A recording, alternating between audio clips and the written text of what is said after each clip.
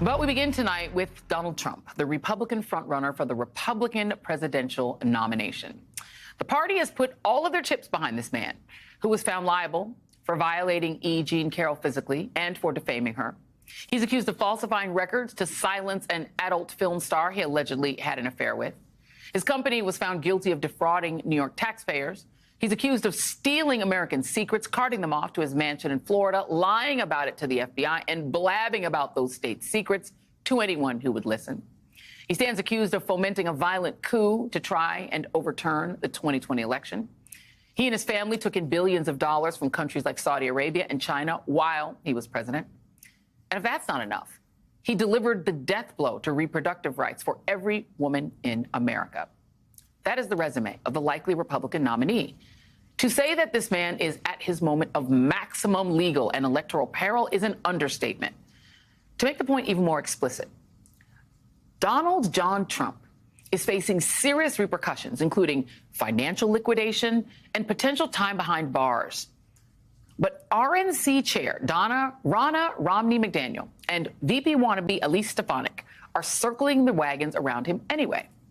According to Jake Sherman of Punchbowl News, Congresswoman Stefanik, a former George W. Bush staffer and Paul Ryan aide, walked into a closed House Republican meeting, waving a Rasmussen poll, which is notoriously right-wing leaning, and proclaimed Trump the winner of the nomination and probably the election, despite Nikki Haley still being in the race, stating that all House Republicans should bend the knee to their emperor.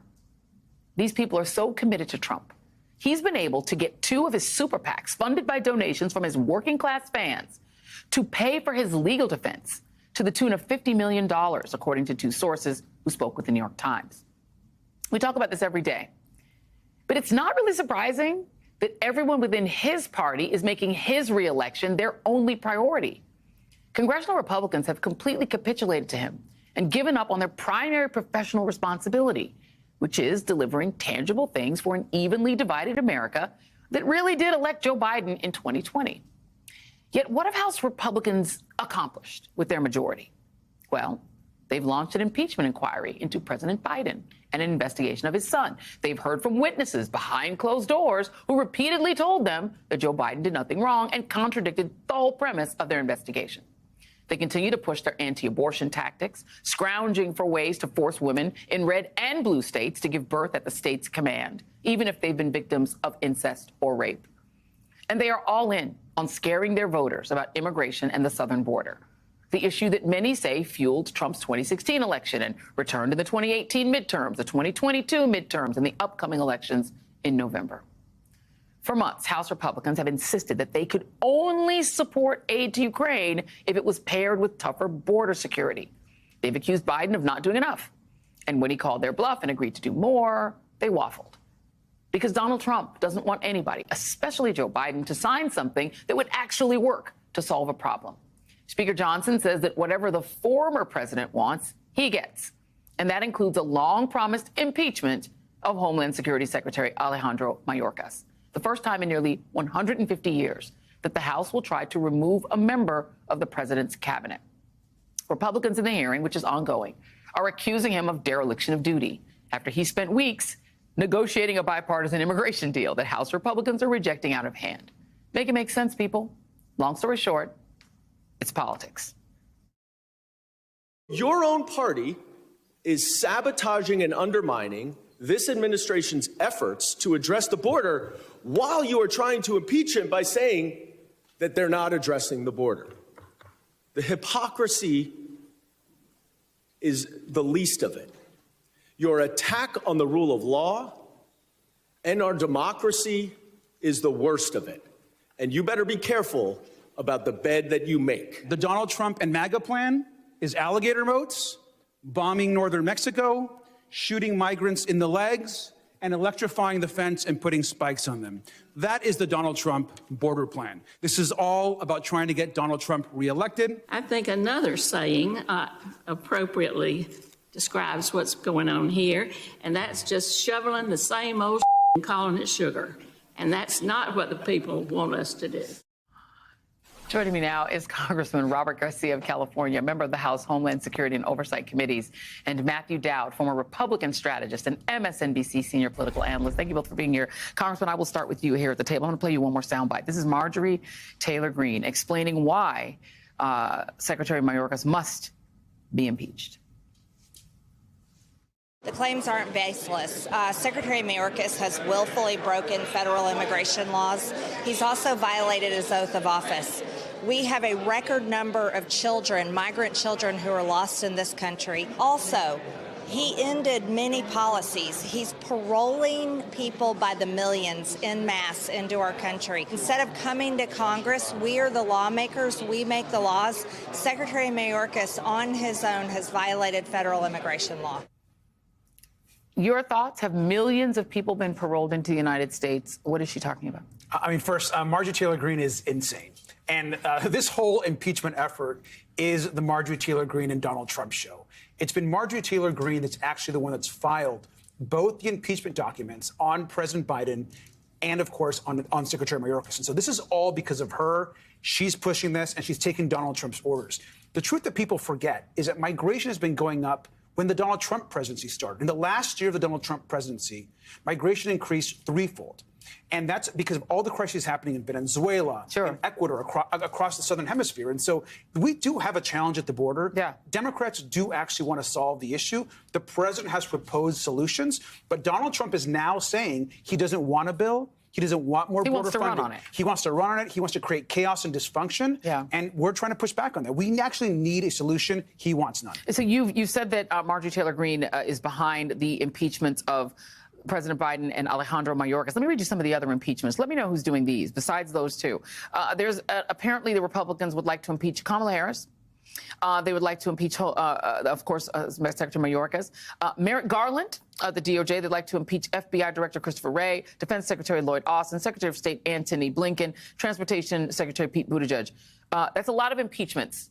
Who is it that wants to impeach this entire group of people? And they want to impeach Taylor Swift, even though she's not in the government. If they could, they could. Clearly. I mean, look, first of all, I mean, Marjorie Taylor Greene is behind like most of those. But this is the far-right MAGA wing that's taken over the Republican Party. I mean, they have essentially been given the keys to the entire clown show, and that's Marjorie Taylor Greene, it's Matt Gaetz, it's Lauren Boebert, who run the show. Mike Johnson has no ability to control his conference. He knows that. He wants to keep the speakership. So he's providing these opportunities for them to get crazy. And that's what they continue to do. Is it as simple as Donald Trump is mad that he got impeached twice, so he just wants impeachment attached to Joe Biden somehow? I mean, not only does he want an impeachment for Joe Biden, he wants to create a real election issue. He wants to win. Everything the Republicans do in the House, including this impeachment effort against the secretary, is all about helping Donald Trump and hurting Joe Biden.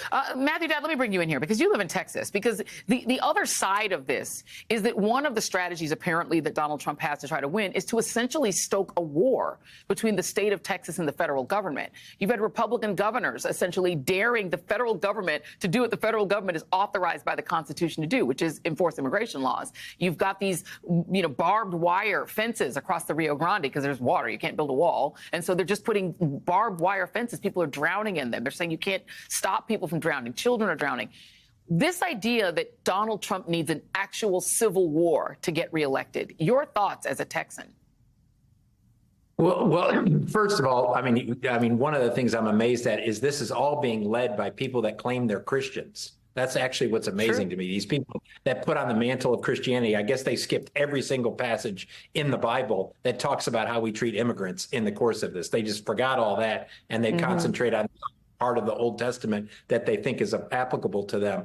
I mean, this is Donald Trump. This is his playbook. We've seen this in the history of our country before. Every time something happens, they want to blame it on somebody else, and it's usually pick the other. It was African Americans for centuries. It was Latinos for centuries. It was Chinese Americans for decades. It's just this new band of like, let's blame the immigrants for the problems of our country, and therefore we're going to identify somebody that doesn't look like us. The thing that I find interesting in this, all these people for pushing for Texas seceding and becoming a separate country, I think are putting on the pause button because they've realized they may lose their Social Security checks if they do that in the course of this, which is actually like, whoa, wait a sec, maybe we shouldn't do this. I'm going to lose the check I get for the federal government every month in the course of this. But this is, to me, an awful, poisonous part of our nation's history that Donald Trump has dug back up and given power to, and that is aim every one of your problems at an immigrant.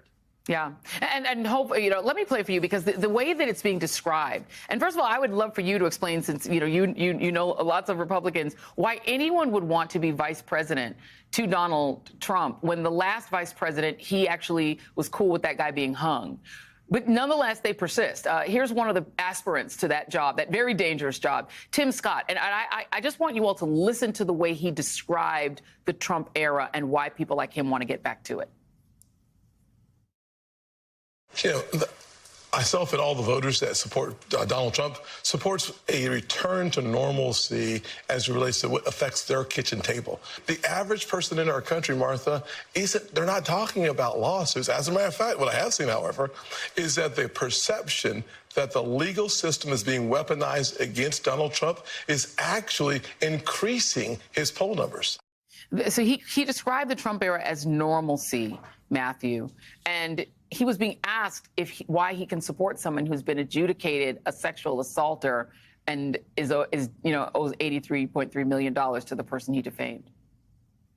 Well, I mean, the fundamental problem here is the complete lack of courage by anybody in the Republican Party. They have to twist themselves into pretzels in order to come up with a rationale of why something applies to Joe Biden or the Democrats but doesn't apply to Donald Trump or the Republicans in the course of this. Insects. Really push what remains of the old spark. So who's the insect? You? What? Who's the insect? They were defeated on our world, and we will defeat them here. And this was just a diversion. Security, please bring up. Rabbit, she's already inside. Deeds! Give me an update on that reserve. Boss readiness. What was his name? Evac, sir. Right, evac.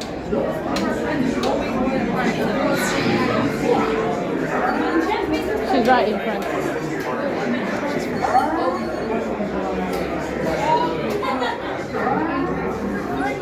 We are facing a heavy, sustained attack. They appear to be after the All-Star aircraft. General Order! General Order! Need to immediately evacuate. Hold on. National security evacuation. Stand down. Check it out. There is a celebration.